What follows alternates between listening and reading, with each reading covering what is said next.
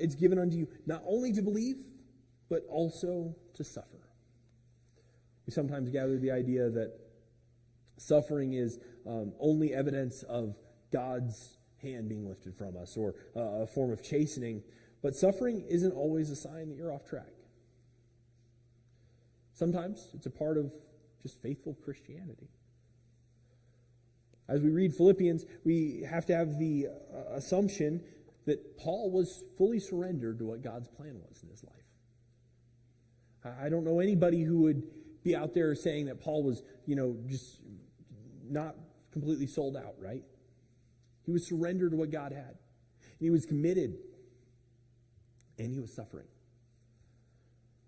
Because the theme of Philippians is joy, sometimes we can get distracted into thinking that this wasn't that bad. It was bad. He was in jail in the first century. Not what we're thinking of whenever we think of air-conditioned cells, right? This is not comfortable. And he's suffering, and he says, and you're going to be with me in my suffering. And in that, I'm going to choose to continue to live for Christ.